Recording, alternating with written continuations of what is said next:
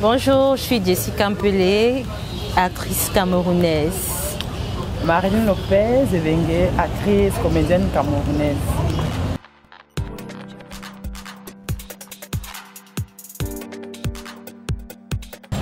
Elle, c'est une télé-réalité qui a pour but de mettre 11 filles en compétition pour obtenir un rôle dans un film.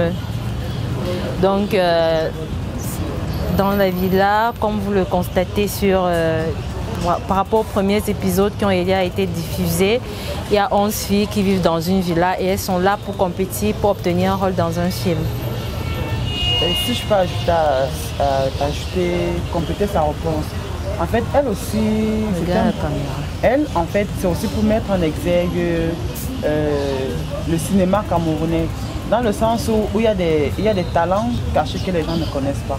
Maintenant, parmi ces 11 candidates, il y a des actrices qui vont faire ressortir en elles leur jeu d'acteur, oui, leur talent. Donc en fait, hormis la compétition, il y a aussi cette valeur de mettre en exergue le savoir-faire des candidates. En fait.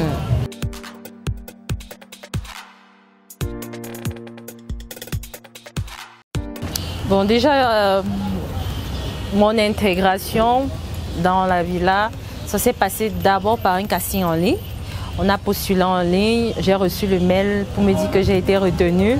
Ils nous ont donné rendez-vous, c'était à Jouvence, non, pour le shooting. On nous a donné rendez-vous à Jouvence, on s'est retrouvés.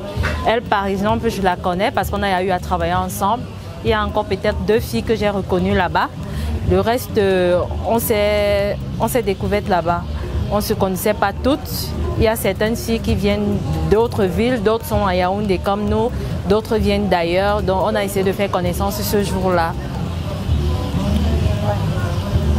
J'ai été émue et fière de voir ma collègue amie déjà, donc ce qui fait que je n'étais pas dépaysée. Genre tu arrives quelque part, tu ne connais personne et autres. Et en dehors d'elle, il y a d'autres... Il y a une autre amie encore, Passinga, que j'ai retrouvée là-bas. Donc c'était vraiment bien, c'était cool. Ça te mettait encore plus en confiance. Que bon, c'est vrai que nous sommes 11, mais parmi ces 11, j'ai mes 2 connaissances avec lesquelles je vais papoter. Elles vont me donner un peu le courage. C'était bien, une très belle expérience, très bonne entrée, c'était bien.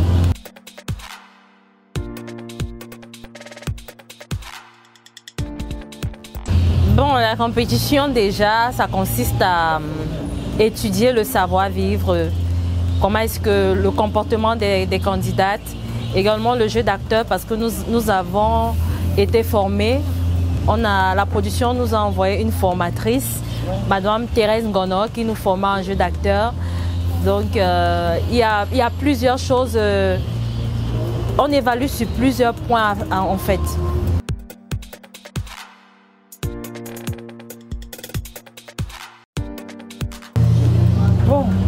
Personnellement, comme je vais parler des épisodes que les gens ont déjà vus parce que je n'ai pas envie de mentionner les anecdotes qu'on n'a pas encore montrées dans les épisodes, histoire de garder un peu de suspense.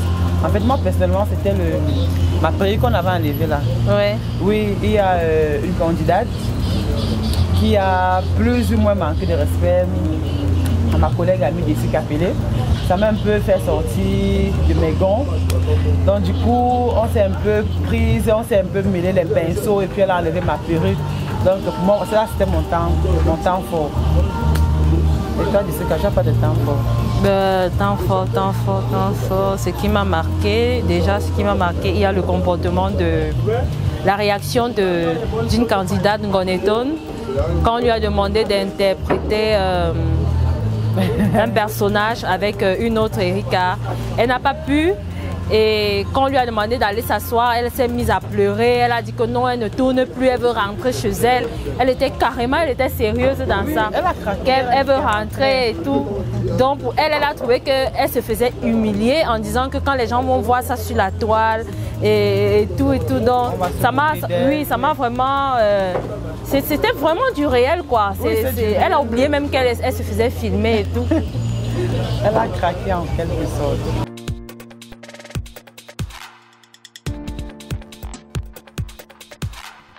Bon, ce que les gens ont l'habitude de dire sur les réseaux sociaux, lorsque quelqu'un réalise ou bien présente son projet, il y a toujours des critiques.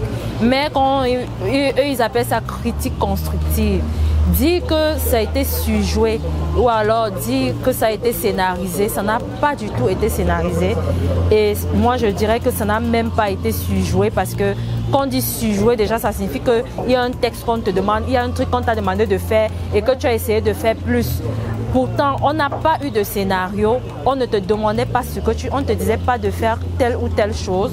Chaque candidat était libre de jouer comme il le sentait, ça sortait naturellement.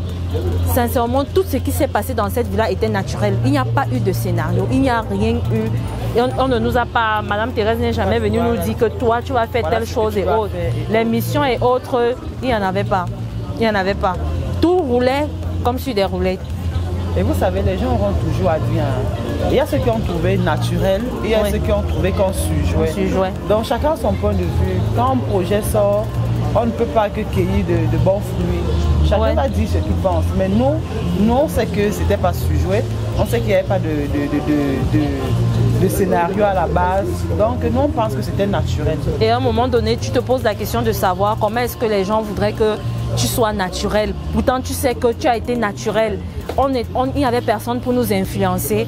Peut-être le premier épisode, on pouvait même encore dire qu'on ne se connaissait pas, d'autres filles n'étaient pas habituées à la caméra, mais rien ne nous frustrait, donc nous étions tellement libres et tout se passait tellement bien. Donc venir dire que c'est surjoué ou bien vous n'êtes pas naturel et tout, on ne sait pas quel genre de naturel les gens veulent. Pourtant, nous, on pense qu'on a donné le meilleur de nous.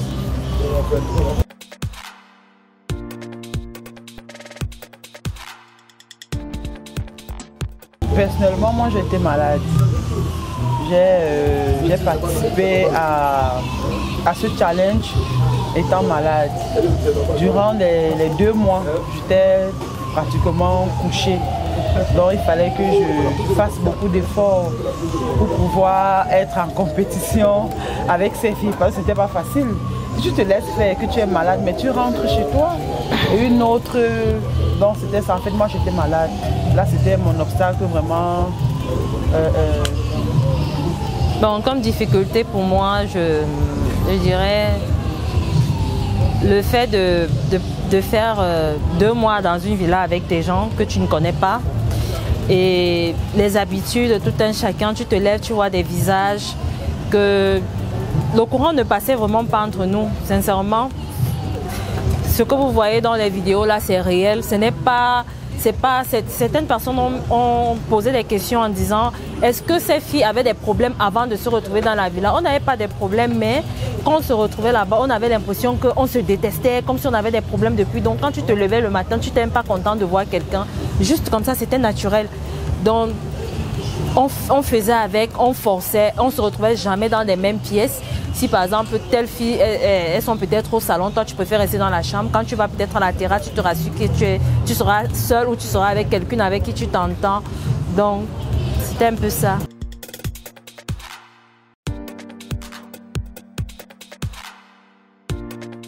Bon, après l'aventure, notamment, il y a eu des points positifs, il y a eu des leçons qu'on a tirées. Déjà, on a eu à faire de très belles rencontres.